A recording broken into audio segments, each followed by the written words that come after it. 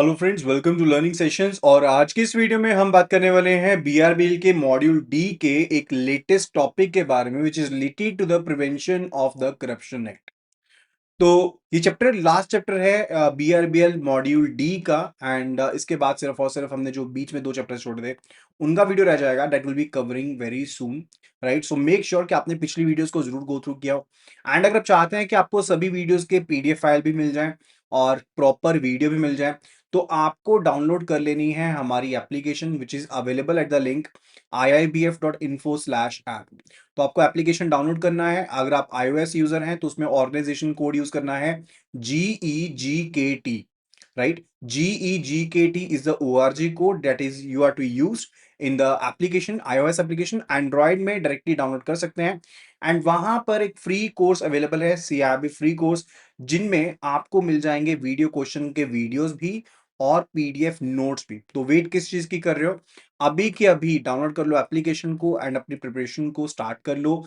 Registration start हो चुकी है CIB की, सो मेक श्योर कि अगर आप तैयारी कर रहे हैं फॉर दिस पर्टिकुलर एग्जाम तो आप अपने आप को रजिस्टर जरूर कर लें।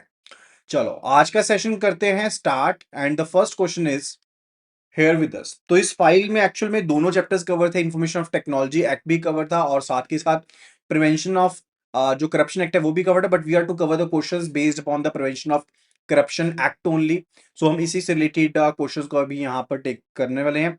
सो question number 1 we will be considering, let me just rename the question numbering because it will be just related to prevention of corruption act. So it says a high court appoints a lawyer to act as a liquidator for a company undergoing bankruptcy proceedings, authorizing them to manage and dispose of company assets. If this liquidator were to dishonestly misappropriate funds from company's account to personal use, under which provision of the Prevention Corruption Act 1988 would they be classified as a public servant? Right? तो हमने बताना है कि कौन से act के तहत उनको क्लासिफिकेशन कराया जाएगा। So let's have a look at the options. A person in the service और pay for the government, any person authorised by a court of justice to perform any duty, the president और secretary of a registered cooperative society, vice chancellor और member of universities governing body. So which one is going to be the correct answer? So if we look at the option A, that's a person in the service or pay to the government, तो liquidator court के द्वारा appoint किया जाता है directly, ये government की पे के ऊपर नहीं होता for the general duties. So option A is not correct. Option B it says that any person authorised by a court of justice to perform any duty. तो definitely this is the definition of the public servant, right, जिसमें कोई भी person अगर authorise किया गया है, basically explicitly इसमें चीज शामिल रहती है कि कोई भी पर्सन जिसको ऑथराइज किया जाता है कोर्ट के द्वारा कि उसने एक स्पेसिफिक ड्यूटी को परफॉर्म करना है, राइट। तो यहां पर इस पर्सन को डायरेक्टली लिक्विडेटर का रोल दिया जा रहा है, रिसीवर का रोल दिया जा रहा है, या फिर कमिश्नर अपॉइंट किया जा सकता है by a court, right. So option B जो है that is absolutely correct. So option B is the correct answer है। Now let's move toward the next question. It's the question number 2, right? It says the senior government official is overseeing a tender process. एक senior government official है जो tender process को देख रहे हैं. One of the bidders, a long time acquaintance, offers the official's son a prestigious, high-paying internship at his company that is being offered, and implying it would be beneficial for his bid. According to the Prevention of Corruption Act 1988, how would this non-monetary offer be classified? तो ये जो non monetary offer दिया जा रहा है यहां पर, इसको किस तरह से क्लासिफाई किया जाएगा, that we need to answer. Options हैं, लीगल रेम्युनरेशन कहेंगे, अनड्यू एडवांटेज कहेंगे, public basically will be saying duty, और क्रिमिनल मिसकंडक्ट। क्या किस चीज से, किस नाम से इसको जाना जाएगा? देखो, जो सेक्शन 2C सेक्शन 7 है वो ग्रेटिफिकेशन कहता है। ग्रेटिफिकेशन का मतलब होता है कोई भी अगर आपको पेक्यूनरी या फिर नॉन पेक्यूनरी एडवांटेज मिलता है, ये मोनेटरी बेस में हो सकता है जिसमें कैश या गिफ्ट रहेंगे, या फिर नॉन मोनेटरी बेसिस पर भी हो सकता है जिसमें लेट्स से कोई जॉब ऑफर दे दिया गया, इंटर्नशिप दे दी गई, कंसेशन दे दिया गया, या कोई ऑफर दे दिया गया, या प्रॉपर्टी दे दी गई है, राइट। अगर यहां पर जो ऑफिशियल के बेटे को एक हाई पेइंग इंटर्नशिप दी जा रही है, इस इंटेंट के साथ कि वो ऑफिशियल डिसीजन को इन्फ्लुएंस करेगी चीज, राइट, तो वो एक ब्राइब की तरह इसको काउंट किया जाएगा, राइट। फैक्ट ये है कि it is to be given to a relative, relative को दी जा रही है, डायरेक्टली ऑफिशियल को नहीं दी जा रही है, स्टिल इसको एक इलीगल ग्रेटिफिकेशन कंसिडर किया जाएगा, क्योंकि ये एक्ट जो है वो एडवांटेजेस को कवर करता है, इवन अगर जो रिलेटिव्स को या फिर एसोसिएट्स को दिए जा रहे हैं, अगर वो लिंक करते हैं for the misuse of the official position, right. So ये एक एग्जांपल बन जाएगी नॉन मॉनिटरी ब्राइब की या एडवांटेज की, जो डेफिनेटली पनिशेबल है। तो जो प्रेस्टिजियस इंटर्नशिप ऑफर की जा रही है उस ऑफिशियल के बेटे को, उसको लीगली क्लासिफाई किया जाएगा as an undue advantage, non monetary gratification उसको कंसीडर करेंगे under the prevention of the corruption act 1988, right. So answer would be undue advantage, option B absolutely correct. अच्छा, लीगल रेम्युनरेशन क्या होती है? लीगल रेम्युनरेशन होती है जो एक पब्लिक सर्वेंट को ऑफिशियली परमिट किया गया कि भाई आपको ये पैसे मिलेंगे, राइट, एंड इसमें फेवर्स या बेनिफिट नहीं है बीटर से। And if we talk about the public duty, तो पब्लिक ड्यूटी का मतलब होता है ऑफिशियल की रिस्पॉन्सिबिलिटी, तो कोई बेनिफिट थोड़े ना है। एंड अगर हम क्रिमिनल मिसकंडक्ट की बात करते हैं, सो अगर आप कोई एडवांटेज को रिसीव करते हो, एक्सेप्ट करते हो, तो definitely that's basically a offence of the criminal misconduct, right. And ये जो ऑफर दिया जा रहा है कि भाई इंटर्नशिप दी जा रही है, वो एक अनड्यू एडवांटेज है, एंड डेफिनेटली वो क्रिमिनल प्रोसीडिंग्स जो है उस पर्सन के ऊपर उस बेसिस पर स्टार्ट की जा सकती हैं, ठीक है। Now let's move toward the next question number 3। It says the government needs to appoint a special जज to preside over high profile corruption cases. तो एक गवर्नमेंट है एंड उन्होंने एक अपॉइंट किया है स्पेशल जज को, जो प्रिसाइड ओवर करेंगे हाई प्रोफाइल करप्शन केसेस को। A candidate for the position has an extensive background as a public prosecutor but has never served as a जज।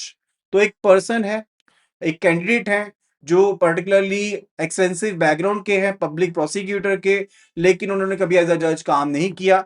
एक और कैंडिडेट है जिन्होंने सालों साल काम किया एज एन असिस्टेंट सेशंस जज। As per the qualifications outlined in the Prevention of Corruption Act 1988, which candidate is eligible for appointment? कौन सा एलिजिबल यहां पर कैंडिडेट जो है वो एलिजिबल होने वाले हैं अपॉइंटमेंट के लिए, उसके बारे में we need to answer. So let's have a look at the options. The public prosecutor, due to their extensive experience in the criminal law, both are eligible if they are more than 10 years of legal experience. Only the candidate who has served as an assistant sessions judge is eligible. Neither is eligible as the position requires a high court judge. तो answer क्या रहेगा?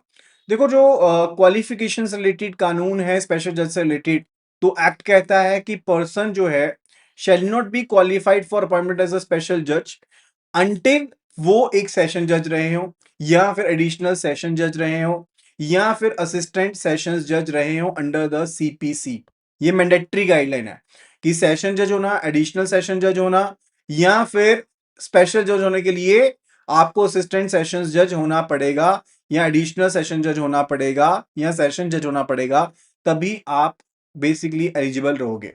अब अगर candidate 1 की बात करते हैं, who is a public prosecutor but कभी जज नहीं रहे हैं, चाहे प्रोसिक्यूशन एक्सपीरियंस उनका बहुत ज्यादा बेटर रहा है, बिकॉज क्योंकि वो कभी भी जुडिशियल ऑफिस में नहीं रहे हैं एज सेशंस जज, या फिर एडिशनल सेशन जज, या फिर असिस्टेंट सेशन जज, सो ही वॉन्ट बी एलिजिबल। कैंडिडेट 2 जो है, उनका असिस्टेंट सेशन जज का एक्सपीरियंस है 5 साल का, तो definitely he is explicitly recognised under the act and वो एलिजिबल है अपॉइंटमेंट के लिए। तो सेकंड जो कैंडिडेट है, though that is actually eligible, so only the candidate who has served as an assistant session जज दैट वुड बी एलिजिबल, वो eligible रहेंगे, ठीक है। तो option C is the correct answer. Now let's have a look at the next question number 4।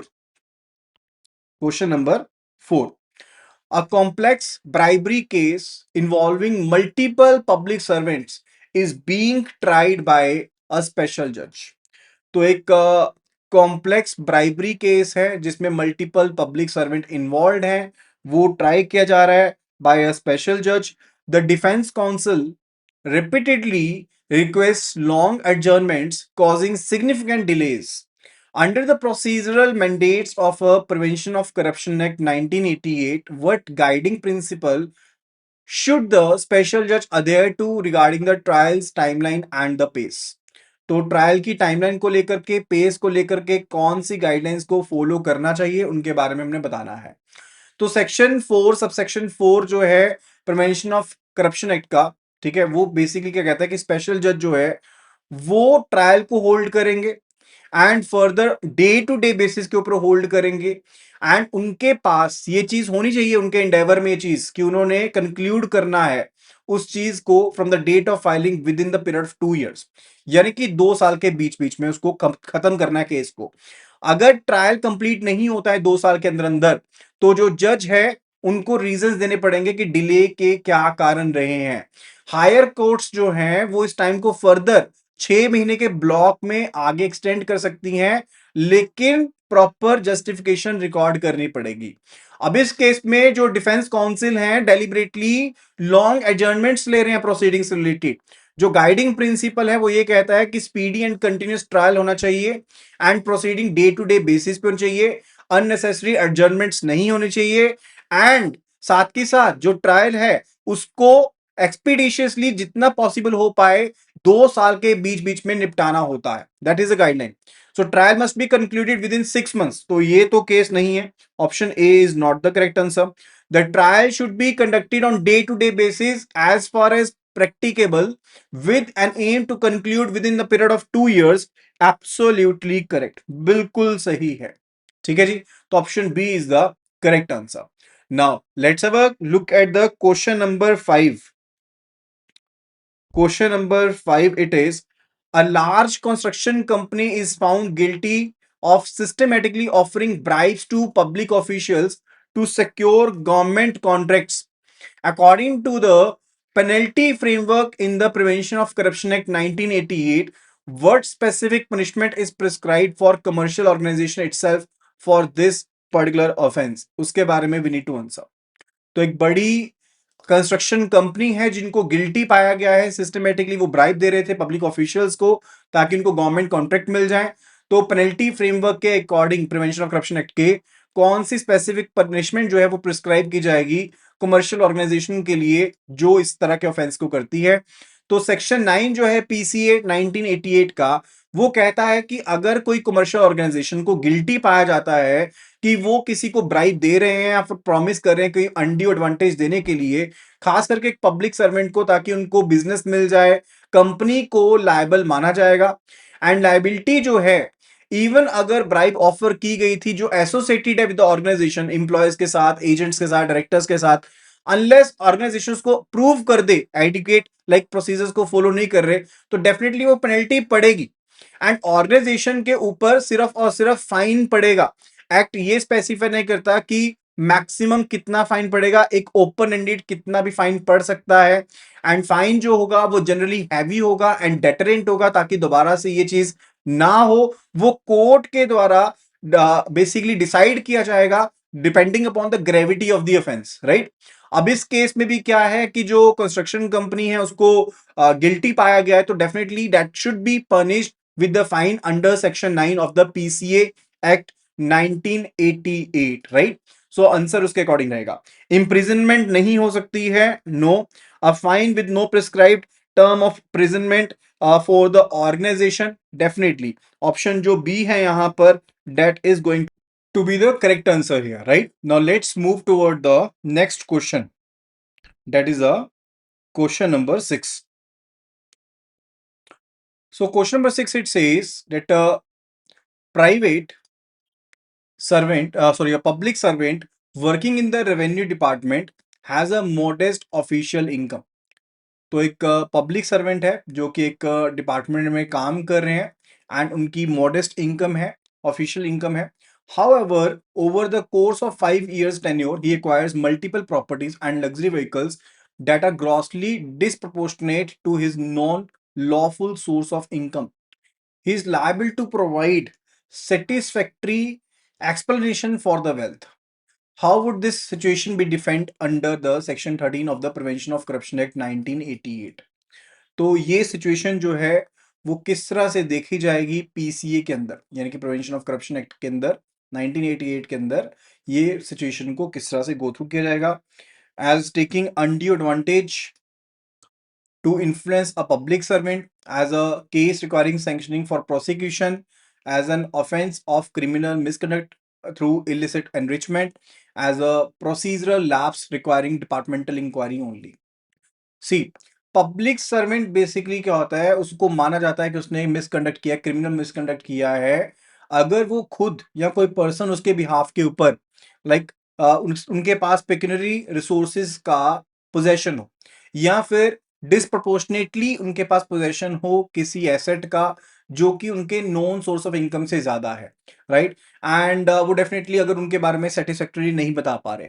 So non source of income का मतलब होता है कि जो इनकम लॉफुल सोर्सेज से मिल रही है, जो डिक्लेयर करी है कंपिटेंट अथॉरिटी के पास, राइट। तो जो बर्डन ऑफ प्रूफ होता है वो बेसिकली किसके ऊपर शिफ्ट हो जाता है, पब्लिक सर्वेंट्स के ऊपर शिफ्ट हो जाता है। अगर जो डिसप्रोपोर्शनेट एसेट्स हैं वो स्टैब्लिश हो जाते हैं तो उनको एक क्रेडिबल एक्सप्लेनेशन देनी पड़ती है। तो ऑफिसर के पास यहाँ पर एक मॉडेस्ट इनकम है, फिर भी उन्होंने बहुत सी प्रॉपर्टीज लग्जरी व्हीकल्स को एक्वायर कर लिया है एंड डेफिनेटली ग्रॉस डिसप्रोपोर्शनेटली तो है यहाँ पर। एंड उन्होंने एक सेटिस्फैक्टरी एक्सप्लेनेशन भी नहीं दी है, तो डेफिनेटली एक क्रिमिनल मिसकंडक्ट लगेगा under section 13 subsection 1 E of the PCA, ठीक है। तो वो डेफिनेटली लगेगा। तो ऑप्शन कौन सा सही रहेगा, it will be option C, that is an offence, right. तो एक ऑफेंस तो यहां पर उनके ऊपर लागू होगा। So option C will be the correct answer here. Now let's move toward the next question, question number 7. So the question it says that a public servant was convicted for criminal misconduct 5 years ago, right?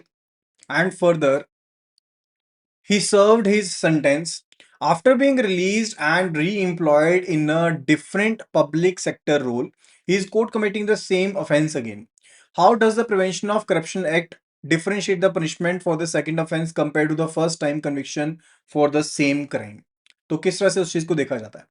देखो first time conviction की अगर बात करते हैं, like अगर criminal misconduct की होती है, राइट, तो इम्प्रिजनमेंट जो होती है वो 4 साल से कम नहीं होगी, राइट। एंड ये 10 साल तक की हो सकती है। अगर सेकेंड या फिर सब्सिक्वेंट कन्विक्शन होती है तो सेक्शन 14 यहां पर कहता है कि वो रिपीटेड ऑफेंसेस के साथ डील करेगा, यानी कि एक पर्सन अगर दोबारा से कन्विक्ट किया जाता है, राइट, तो मिनिमम इम्प्रिजनमेंट जो होगी वो 7 साल की सजा होगी एंड ये लाइफ टाइम इम्प्रिजनमेंट भी हो सकती है और फाइन भी मैंडेटरी रहता है। अब पब्लिक सर्वेंट ऑलरेडी सर्व कर चुका है सेंटेंस, राइट, 5 साल की कर चुका है 5 साल पहले एंड री एम्प्लॉयमेंट के बाद फिर से सेम चीज गलती करता है, तो उसके केस में उनको 7 साल की सजा हो सकती है मिनिमम एंड फाइन हो सकता है, राइट। एंड फर्दर फाइन होगा उनको एक पहली कन्विक्शन से रिलेटेड भी।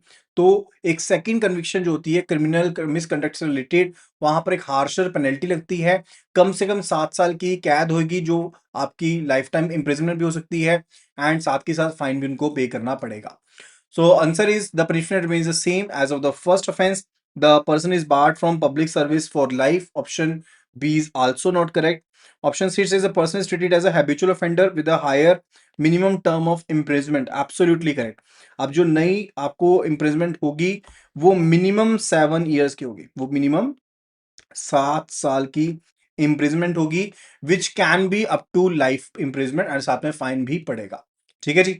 अभी उसके बाद चलते हैं हम नेक्स्ट क्वेश्चन के ऊपर, क्वेश्चन नंबर 8 से related. So question number 8 it says an investigation into a corruption case requires a urgent inspection of the bank records. तो एक इन्वेस्टिगेशन हो रही है, राइट, एंड जो इन्वेस्टिगेशन है यहाँ पर that basically do require urgent inspection of the work record. जो भी बैंक रिकॉर्ड्स हैं उनकी अर्जेंट इंस्पेक्शन चाहिए belonging to the accused public servant. The investigating officer is an inspector of police who needs to act quickly under section 18 of the Prevention of Corruption Act. What is required for this officer to exercise the power to inspect bankers books, right? So देखो यहां पर जो dealing section है ना, that is basically section 18, section 18 है कि ये powers कौन एक्सरसाइज कर सकता है। ये पावर से रिलेटेड है, power to inspect the bankers books, right. So officer जो कि इंस्पेक्टर के रैंक से बिलो ना हो उनको ऑथराइज किया जाता है स्टेट या सेंट्रल गवर्नमेंट के द्वारा कि वो इंस्पेक्ट कर सकते हैं बुक्स को। एंड क्या चीज रहेगी, इंस्पेक्शन करने से पहले क्या करना पड़ेगा, जो इंस्पेक्टर हैं उनको एक रिटर्न ऑथराइजेशन चाहिए सुपरिंटेंडेंट ऑफ पुलिस से, एसपी से चाहिए। एंड अगर उनके पास कोई रिटर्न ऑर्डर नहीं है तो इंस्पेक्टर डायरेक्टली बैंकर्स बुक को इंस्पेक्ट नहीं कर सकते। एसपी की ऑथराइजेशन इस चीज को इंश्योर करेगी कि जो इंट्रिंसिक स्टेप्स हैं like examining the confidential bank records, वो पूरी की पूरी निगरानी के साथ किया जाएगा। एंड जो स्कोप ऑफ इंस्पेक्शन रहेगा, अगर एक बार एसपी ने उनको ऑथराइज कर दिया, सुपरिंटेंडेंट और पुलिस ने उनको ऑथराइज कर दी है, तो इंस्पेक्टर जो है वो बैंक में एंटर कर सकते हैं, बैंक की जो बुक्स है उनको इंस्पेक्ट कर सकते हैं, कॉपीज ले सकते हैं एंट्री की, एंड उनको एज एविडेंस भी इस्तेमाल कर सकते हैं। यहां पर जो इन्वेस्टिगेटिंग ऑफिसर है इस केस में भी पर्टिकुलरली वो इंस्पेक्टर हैं पुलिस के, इवन दो उनको क्विकली एक्ट करना है तो वो सिंपली बैंक रिकॉर्ड्स को नहीं कर सकते, अपनी खुद के अथॉरिटी से इंस्पेक्ट नहीं कर सकते हैं।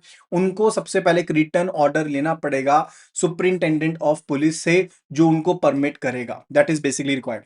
The officer can inspect the books directly, no, directly वो इंस्पेक्ट नहीं कर सकते हैं। The officer must obtain a written order from the metropolitan magistrate first, no, that's not the case. The power can only be exercised by an officer of the rank of the superintendent of police or someone specially authorized by them.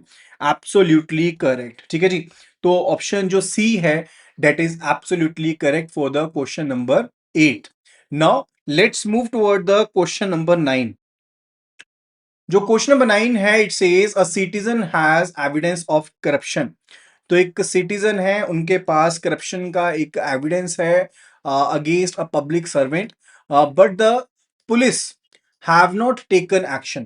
The citizen decides to pursue a private complaint in the court and seeks permission to prosecute the official. According to the section 19 of the Prevention of Corruption Act 1988, what conditions must be met before the citizen's request for sanction can be even be considered by the competent authority? तो क्या condition fulfil होनी चाहिए, कौन सी conditions को पूरा करना जरूरी रहेगा? देखो, जो कोर प्रिंसिपल है ना सेक्शन 19 का, कि कोई भी कोर्ट कॉग्निजेंस नहीं ले सकती related to any of the offence under the prevention of corruption act, अगर सेम प्रायर सैंक्शन जो है वो कंपिटेंट अथॉरिटी से नहीं ली गई है। यानी कि अगर पीसीए के अंदर अगर आपको कोई केस चलाना है तो कोई और कोर्ट उसमें अपनी इंटरवेंशन नहीं कर सकती जब तक प्रायर सैंक्शन ना दे दिया जाए कंपिटेंट अथॉरिटी के द्वारा, जो सेंट्रल गवर्नमेंट हो सकती है, स्टेट गवर्नमेंट हो सकती है, या फिर कोई अथॉरिटी हो सकती है जो कंपिटेंट है, जो उस मुलाजिम को, पब्लिक सर्वेंट को ऑफिस से रिमूव कर पाए। एंड ये चीज जो है वो उस केस के ऊपर भी अप्लाई होगी जो पुलिस के द्वारा, सीबीआई के द्वारा या प्राइवेट सिटीजन की कंप्लेंट के ऊपर शुरू किया गया है।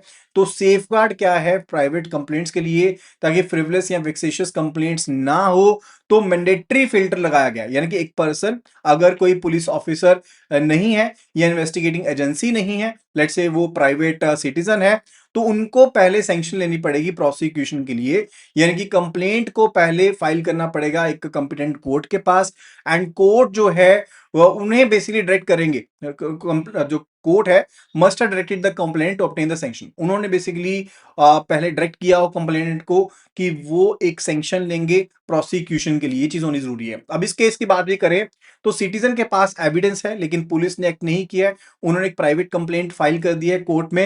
एंड इससे पहले कि गवर्नमेंट या फिर कंपिटेंट अथॉरिटी जो है इस केस में पर्टिकुलर देखें, कोर्ट को पहले कंप्लेंट को एग्जामिन करना पड़ेगा। अगर कोर्ट को लगता है कि हाँ इनफ सब्सटेंस है इस केस में, तो वो डायरेक्ट करेंगे कंप्लेनेंट को कि एक सैंक्शन वो जरूर ले ले पहले। सिर्फ उसके बाद ही जो कंपिटेंट अथॉरिटी है वो इवेल्युएट करेंगी कि सैंक्शन देनी है या नहीं देनी है, राइट? तो citizen must be police officer और फ्रॉम एन इन्वेस्टिगेटिंग एजेंसी। तो option A is not correct. Option B, the citizen must have first filed a complaint with a competent authority and court must not have dismissed it. तो ये भी चीज यहां पर जरूरी बन जाती है, तो it's partially true over here. खैर यहां पर सैंक्शन की बात नहीं करेगी but it's true.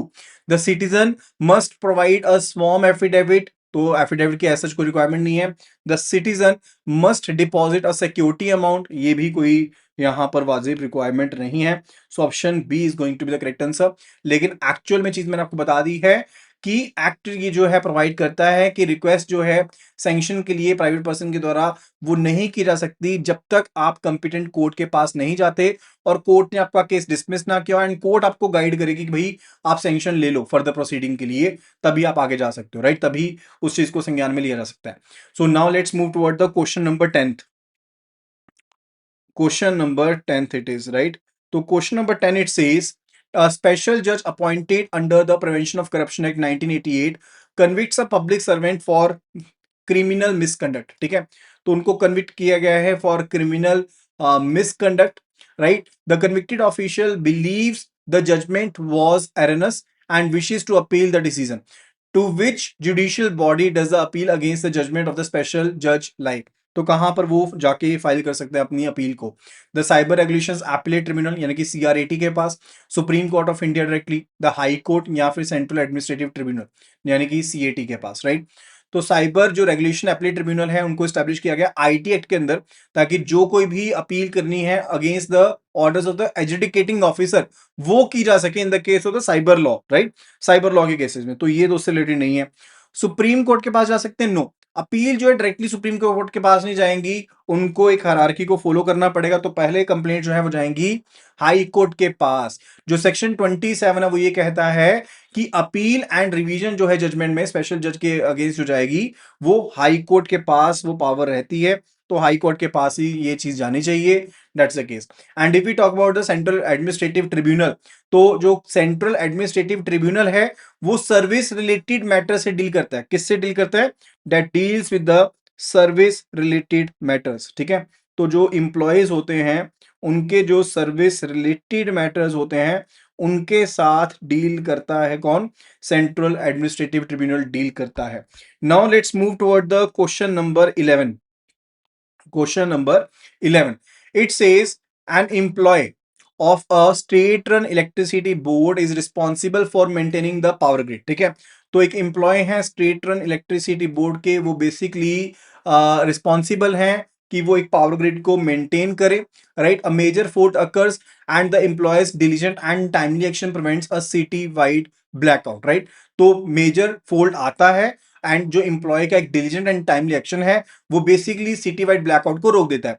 The act of maintaining the grid which affects the community of large would be classified under the prevention of corruption act as what? उसे क्या कहा जाएगा? एक पब्लिक ड्यूटी, लीगल रेम्यूनरेशन, या फिर एन ऑफिशियल फंक्शन, या state mandated service, क्या कहा जाएगा? देखो, जो पब्लिक ड्यूटी टर्म है ना वो एक्सप्लिसिटली कहती है अंडर द सेक्शन 2B कि कोई भी जो ड्यूटी की गई है जो स्टेट की तरफ प्रोवाइड की गई है, जो पब्लिक के लिए है या कम्युनिटी के लिए है, जो बड़े पद के ऊपर काफी लोगों को बेसिकली इफेक्ट कर रही है, राइट? वो चीज बेसिकली पब्लिक ड्यूटी में काउंट की जाती है।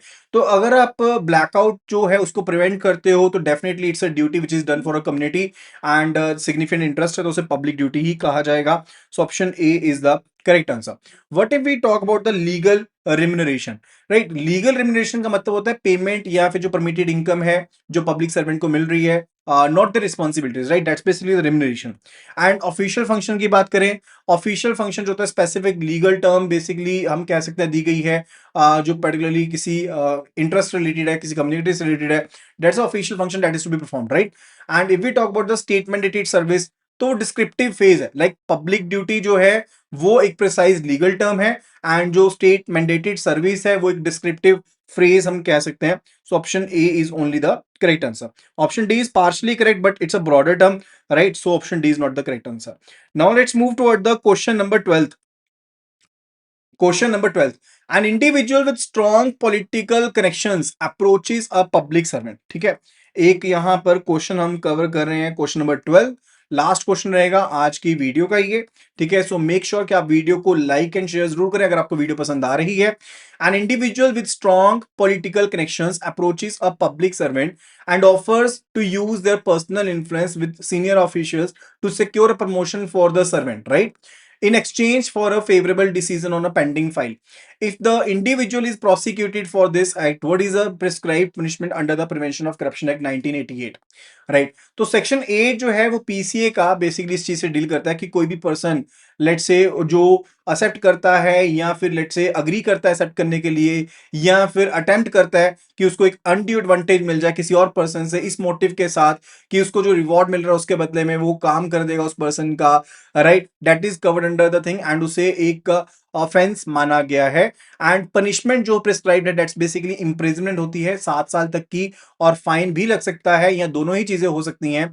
अगर इस केस में देखें तो पॉलिटिकली कनेक्टेड इंडिविजुअल जो है, राइट, वो पब्लिक सर्वेंट तो नहीं है, लेकिन एक प्राइवेट पर्सन है जो अपने इन्फ्लुएंस का मिसयूज करना चाहता है, एंड वो एक पर्सनल इन्फ्लुएंस का इस्तेमाल करता है सीनियर ऑफिशियल्स के साथ कि उसको प्रमोशन मिल जाए in exchange of favours actions और फाइल्ड ओवर देयर, राइट। तो ये बेसिकली एग्जिट करता है व्हाट वी आर डूइंग। तो एक तरह से ट्रेड है, ट्रेडिंग इन इन्फ्लुएंस हो गया ना, तो ट्रेडिंग हो गया बेसिकली इन्फ्लुएंस में। सो वो प्रोसिक्यूट किया जाएगा एंड उसको 7 साल तक की जेल हो सकती है, या फिर फाइन भी हो सकता है, या दोनों चीजें हो सकती हैं। तो उसको सेक्शन 8 के अंदर डेफिनेटली हम आगे प्रोसिक्यूट कर सकते हैं। सो imprisonment for a term that may be extended up to 7 years or a fine or both, right? Option B says imprisonment for a term not less than 3 years, but which may extend to 7 years and shall also be liable to a fine over here. So what will be the answer? Answer would be like up to 3 years आएगा या फिर up to 7 years वाला directly आएगा। So it is basically option A की punishment जो है वो basically होती है ब्राइब के लिए, होती है सेक्शन 8 के अंदर, राइट, पर्सनल इन्फ्लुएंस यूज करने के लिए होती है। जो यहाँ पर ऑप्शन ए के बारे में ना कि आपको सिर्फ और सिर्फ कैद हो जाएगी, ठीक है, 7 साल तक की, तो वो बेसिकली है up to imprisonment up to 7 years है, या फाइन है, या बोथ है। That is basically for the offences for giving a bribe, for giving a bribe. अगर ब्राइब दी जाती है, अगर आप अपने पर्सनल इन्फ्लुएंस का यूज नहीं कर रहे हो, लेकिन यहां पर तो पर्सनल इन्फ्लुएंस का यूज किया जा रहा है, तो सिनेरियो बेसिकली डिस्क्राइब करता है offence which is covered under section 7A। तो दोनों में थोड़ा थोड़ा फर्क है। आप सेक्शन 8 की बात माने तो वहां पर आप being a public servant basically basically bribe offer कर रहे हो, राइट। एंड इस सिनेरियो में हम अपने ऑफेंस का इस्तेमाल, अपने इन्फ्लुएंस का इस्तेमाल कर रहे हैं, नॉट ऑफेंस, इन्फ्लुएंस का इस्तेमाल कर रहे हैं, like taking undue advantage to the influence public servant by corrupt और इलीगल मींस, राइट। तो वो चीज है। तो उसके केस में मिनिमम जो जेल होगी वो 3 साल की होगी, एंड वो 7 साल तक की हो सकती है, और साथ में फाइन भी लग सकता है। तो दोनों में से जो सबसे अप्रोप्रिएट आंसर है that is going to be option B here, right. Option B will be the correct answer. So that will be all related to this particular video. I hope that कि आपको video पसंद आई होगी। अगर video पसंद आई है तो video को like जरूर करें और शेयर जरूर करें अपने फ्रेंड्स के साथ, कलीग्स के साथ जो तैयारी कर रहे हैं for the upcoming exam of the JIIB and CIIB। And CIIB का कंप्लीट कोर्स अवेलेबल है हमारे पास, एंड उसके लिए आपको फ्री वीडियोस भी मिल रही हैं। आपको जल्दी से जल्दी ज्वाइन कर लेना है CIIB के लिए। एप्लीकेशन को डाउनलोड कर लीजिए which is available at the left top corner iibf.info/app। वहां से एप्लीकेशन डाउनलोड कीजिए and start your preparation right away. So that would be all. Thank you so much and see you again in the next video. Happy learning.